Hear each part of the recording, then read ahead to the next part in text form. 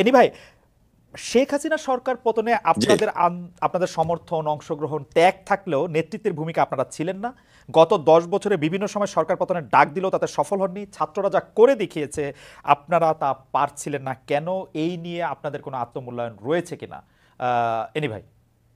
আমি প্রথমেই বলছি, বিগত আন্দোলন সংগ্রামে যারা শহীদ হয়েছেন, গুম খুনের শিকার হয়েছেন, আমি তাদের আত্মার মাগফিরাত কামনা করছি। আপনারা দীর্ঘদিন থেকে লক্ষ্য করে আসছেন যে প্রায় 15-16 বছর আমাদের মামলা, হামলা, অত্যাচার, নির্যাতন, গুম খুনের শিকার। এটা শুধু আমরা বিএনপির নেতাকর্মী সেটা বললে খুবই ভুল হবে। সাধারণ মানুষ সেখানে অনেক ত্যাগ স্বীকার করেছে এবং কাঙ্ক্ষিত লক্ষ্যে পৌঁছার জন্য আমরা বারবার চেষ্টা করেছি, আঘাতপ্রাপ্ত হয়েছি, বাধাপ্রাপ্ত হয়েছি, এই ফ্যাসিবাদের এনিওয়ে, বিরুদ্ধে লড়াই আমরা করেছে, সংগ্রাম মোটামুটি করেছে। মোটামুটি আমরা যেটি জানতে চাইছিলাম যে অবশ্যই যেটি আসলে উপদেষ্টা ইসলাম যে কথাটি তুললেন, আমরা এই কথার সাথে আসলে সম্পূর্ণভাবে একমত, যেটি আসলে 36 দিনের আন্দোলন না, তার আগেও তার অনেক কিছু হয়েছে। কিন্তু আপনারা কি মনে করেন না যে যে আন্দোলনটির আসলে নেতৃত্ব দেওয়া উচিত ছিল প্রধান বিরোধী দল হিসেবে বিএনপির, মানে যদি আমি এটি সরকার পতন আন্দোলন বলি, সেই আন্দোলনটি আসলে বিএনপি দিতে পারে নাই? এর কিছু এখানে এখানে আসলে আমি আপনারা পার্ট আত্মমূল্যায়ন করার কি দেখেন? পক্ষপাতী না। জি, জি, আমি আমি কেন পার্ট করব?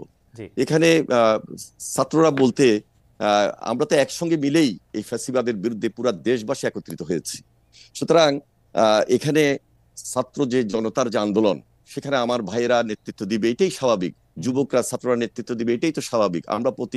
আমরা সবসময় দেখেছি যে সেই 90-তে বলেন, তার আগে বলেন, আহ, আহ, সেই স্বাধীনতার সময় ছাত্ররাই তো অগ্রণী ভূমিকা পালন করেছে। কাঙ্ক্ষিত লক্ষ্যে পৌঁছতে হলে আমাদের টার্গেটটা কি ছিল? দেশকে রক্ষা করা, দেশের জন্য আন্দোলন কিন্তু করা, দেশের জন্য কিন্তু সংগ্রাম ছাত্র করা, ফ্যাসিবাদের এনিওয়ে বিরুদ্ধে লড়াই করা। এনিওয়ে আপনি এখানে আমি যে খুব ক্রেডিট নিতে হবে, সেই ক্রেডিটের জন্য কিন্তু আমরা আন্দোলন করি নাই। আমাদের নেত্রী বেগম খালেদা জিয়া তিনি সবসময় বলেছেন দেশ বাঁচাও, বাঁচাও মানুষ বাঁচাও।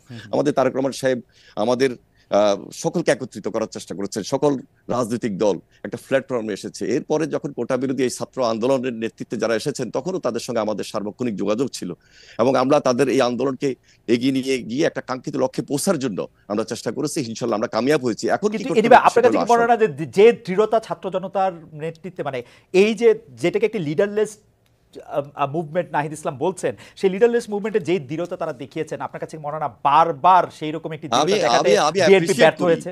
বিএনপি ব্যর্থ না না, হয়েছে, এখানে সেই দৃঢ়তা ব্যর্থতার কোনো বিএনপি সুযোগ দেখাতে নাই। পারে নাই। That's why we have to আমি কেন সাফার ফর 15 ইয়ার্স।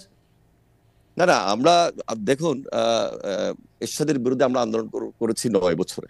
জি, হুম তখন তো আমরা বলি নাই যে আমরা সকল রাজনৈতিক দল ব্যর্থ হয়েছি। এখানে শুধু বিএনপির আন্দোলন ছিল না, দেশবাসীর আন্দোলন ছিল। সে আন্দোলনে ব্যর্থ হওয়ার কোনো সুযোগ ছিল না। ওকে। আন্দোলনে একটা ভাইব্রেশন ছিল এবং এটা একটা স্তর স্তর ছিল।